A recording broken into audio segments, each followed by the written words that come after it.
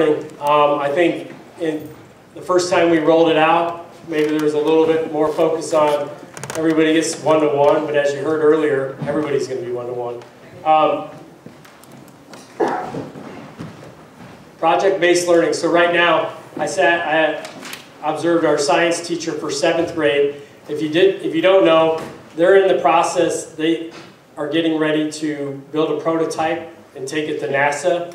And every team group is coming up with their own prototype.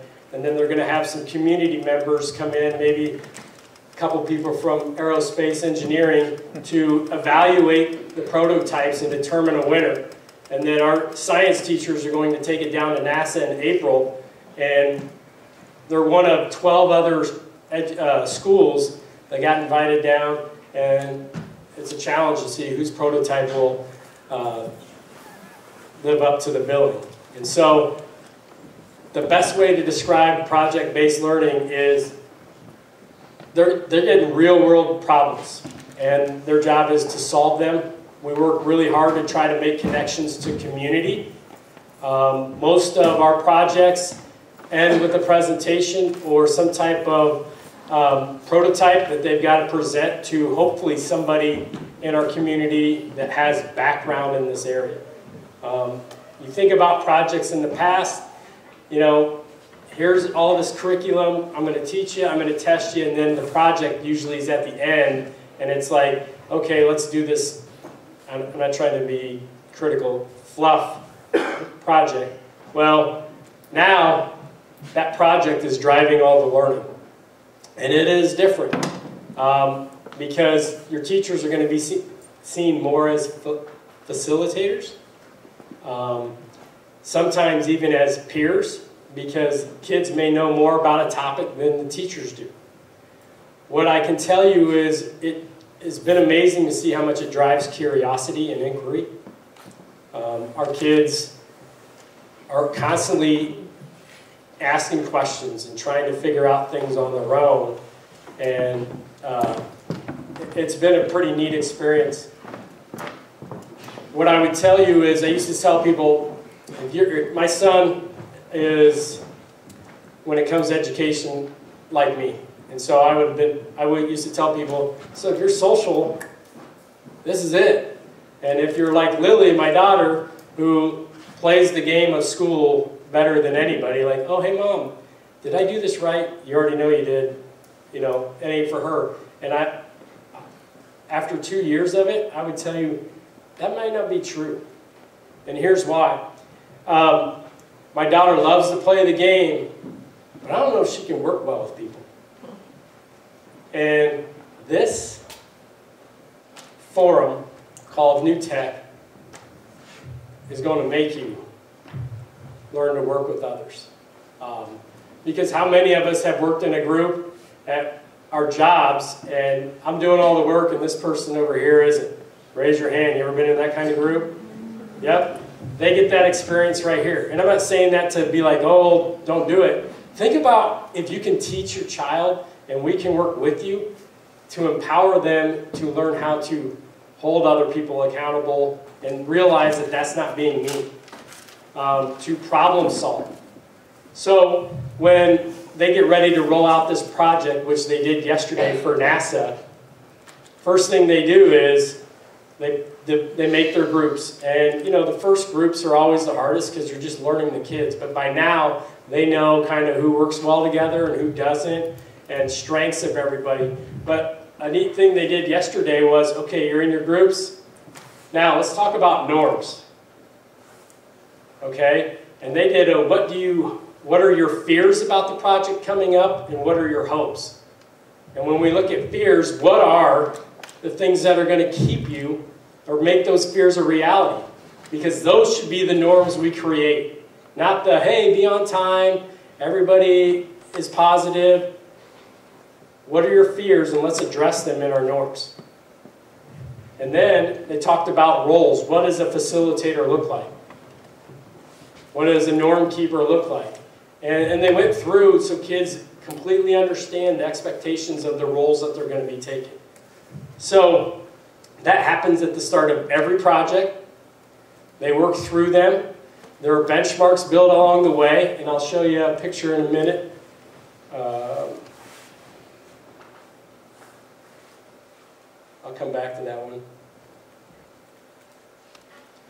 There are benchmarks built to learn along the way, benchmarks, to figure out our kids' learning. Because I know that's a question, because all of a sudden, the way I was raised, we give a test at the end of everything. That was the signal that I'm learning. And the reality is, I don't know if I retained as much information as I should have, but I can tell you this much, in this experience, it's tied to an experience.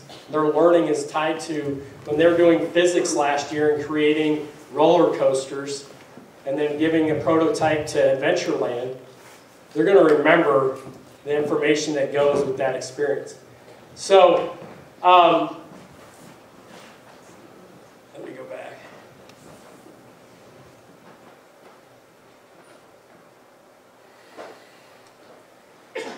So, like I said, they're going to collaborate, they're going to work on creating projects. ECHO would be like our Infinite Campus, but it's for only New Tech parents and families.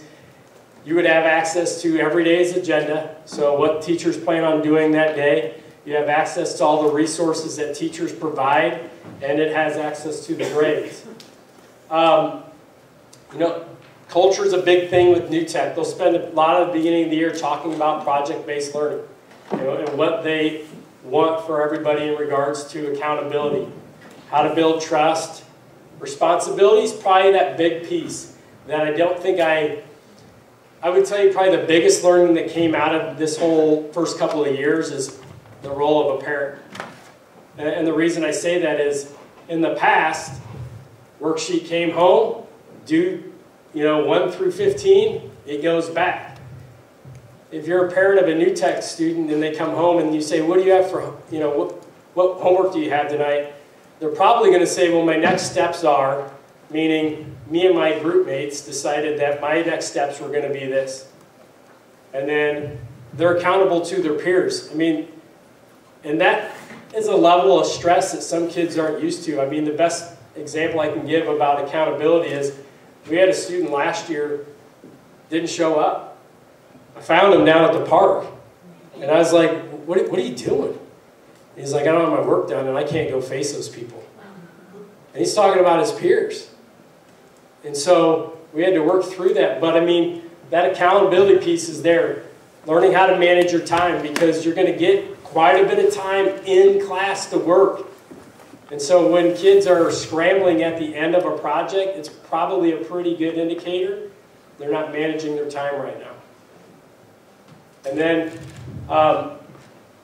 perseverance is probably the skill, by far, that they're going to have to learn right out of the gate, because it's going to be something completely different than they're used to. I already talked about ECHO. These are the 5 areas that they'll be graded on throughout the year: knowledge and content, written and oral communication, collaboration, and agency. And this is probably the one that I would highlight the most, because what is agency? And agency would be your soft skills. Are you responsible? Are you a team player? Do you have a growth mindset? Those things that when we talk to employers, they're like, we want people who know how to be on a team, who know how to work together.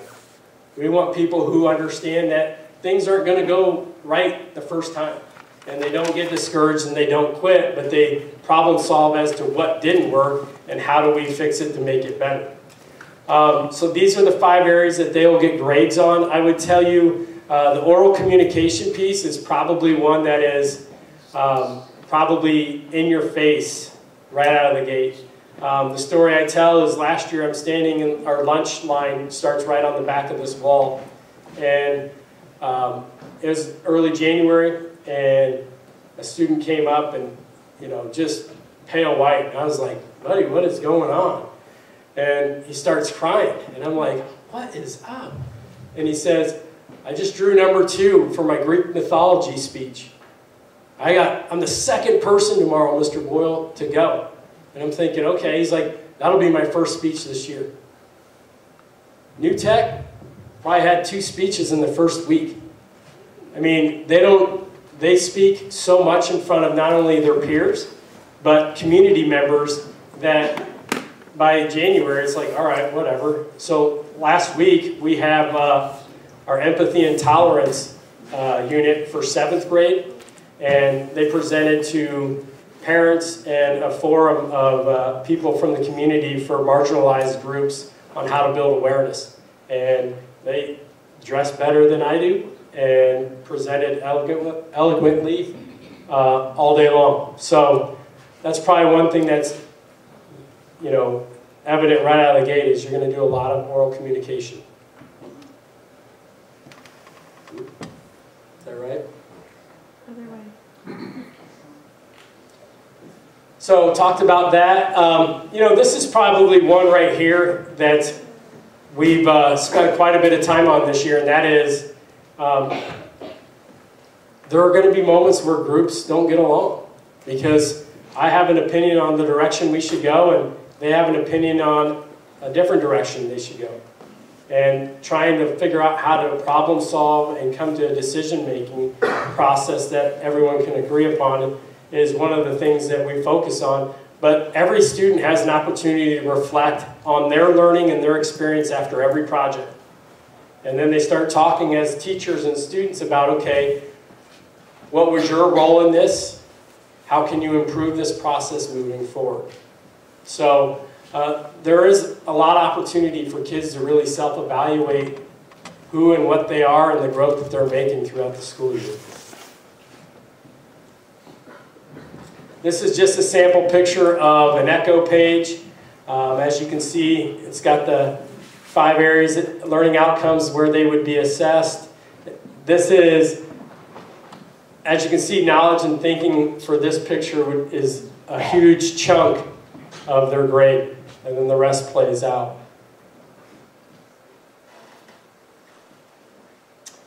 You know, the last thing I would add is probably the biggest thing for me and my hope for my children is right here. We've been doing quite a bit of research lately of what do our students who leave Valley High School, you know, what is enrollment after year 1, what is it after year 2, and I really believe that persistence in learning and the curiosity and inquiry that are being developed in these students lends them to be able to persevere through the experiences that college is going to have for them, because we all know it isn't smooth sailing. And how do we handle that first bump in the road? And there's so many bumps in the road at New Tech that gives opportunity for learning about self, not only curriculum, that I feel like we're equipped, giving them the skills to be equipped to go and handle college as they get closer to that moment.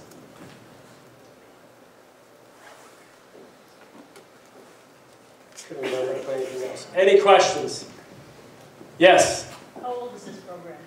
This is year 2. So our 7th grade teachers are year 3. And I would tell you a year ago, deer in headlights. 7th grade science teacher I met with this afternoon,